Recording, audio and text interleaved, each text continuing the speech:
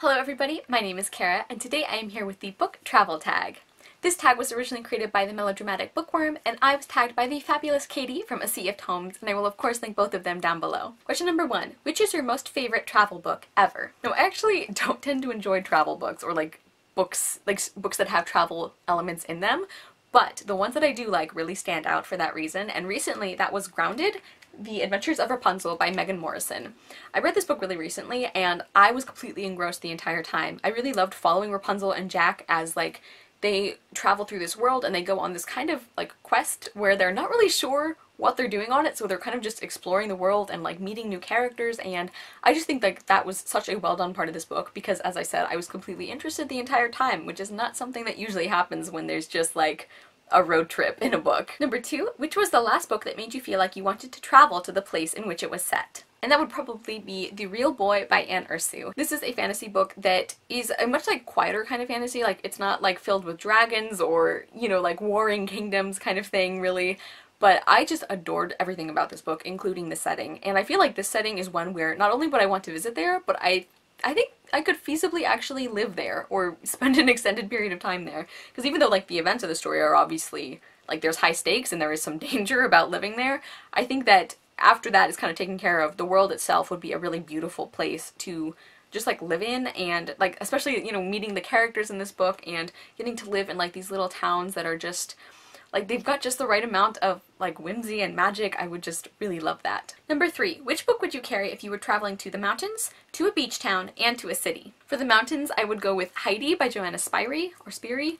I actually haven't read that book in a really long time, but I remember the setting of the Alps, the really beautiful landscape was a huge part of that book, and I've actually been thinking about rereading that one soon. For a beach town, I would say The Golden City by J. Kathleen Cheney. This is the first book in a series that I really enjoyed. It's set in, I think, is it 1800s or 1900s, fantasy version of Portugal, and I really loved the magic and the world building, and there are also sirens or mermaid lore that I think was handled in a really interesting way, and there's also a mystery element. These books get kind of unexpectedly dark in some places with the murders that happen and things that are happening in this world, and even though all of that is not really sounding like a light and fluffy kind of beach read, I think it would be really cool to reread these books near the water, especially because I'm not a huge fan of the beach, so I don't necessarily want a fluffy contemporary that's gonna intensify the beach vibes, if that makes any sense. And for the city portion of this question, I have kind of a cop-out answer.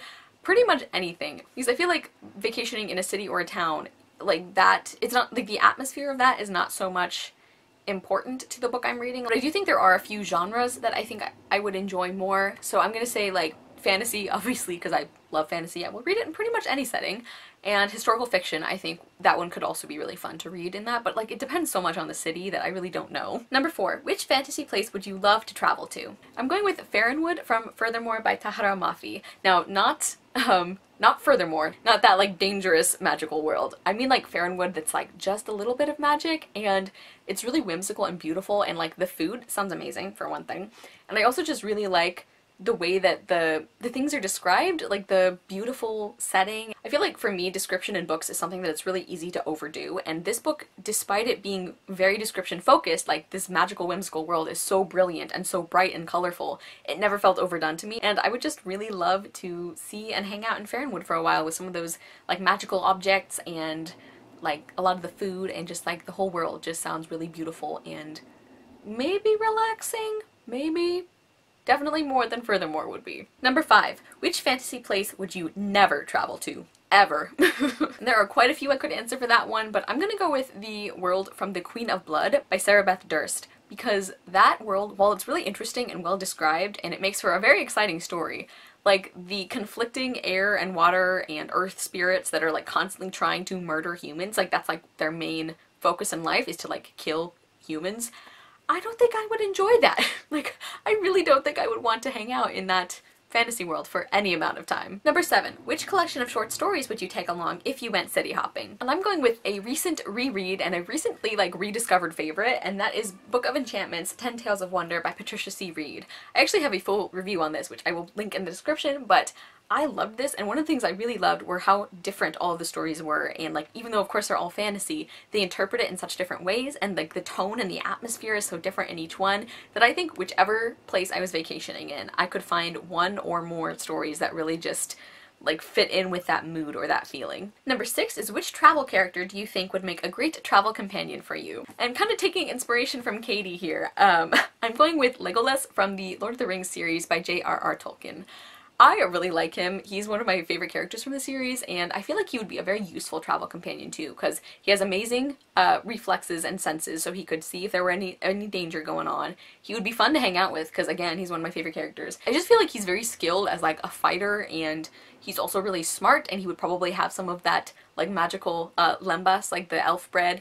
I think that's what it's called. I just feel like all around he'd be a solid traveling companion. I'd want to hang out with him, and he also might save my life, so. Plus, if he looks like Orlando Bloom, that's not exactly a negative, you know? And finally, question number 8 is which is the best city, town, or village that you have ever visited, and which book reminds you of this place? So I'm gonna just have to go for one of my favorites, because it's really hard for me to rank the places I visited, even though I don't travel extensively. There's a lot of places that I feel really connected to.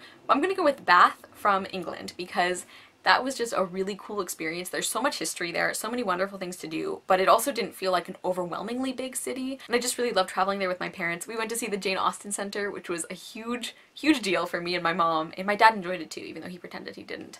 But it was just such a wonderful experience overall, and the book I chose for that is Princesses Behaving Badly by Linda Rodriguez McRobbie. I don't actually have it right now, I lent it to a friend, but that's actually a nonfiction book, and it's about, as the title would suggest, it's about interesting women from history who weren't given the time they deserve. So in some cases they're misunderstood. In some cases the book is this is a bad person, but we should at least learn about her because she was important. And and we would have done that if she were a man. And I just really love that book, and I think that it really fits with my feeling of Bath because, again, Bath has so much history to it that I feel like that kind of book, it really, I don't know, being in Bath and reading that book I think would really connect you to these past women, and whether or not they were in that region of the world, whether or not they lived there, I think it would just be, I don't know, that ancient feeling of really tapping into all of that history, if that makes sense. Okay everybody, so that was the book travel tag. I will tag a couple of people in the description. Thank you guys so much for watching. I will see you soon with another video, and I hope you love the next book you read. Bye!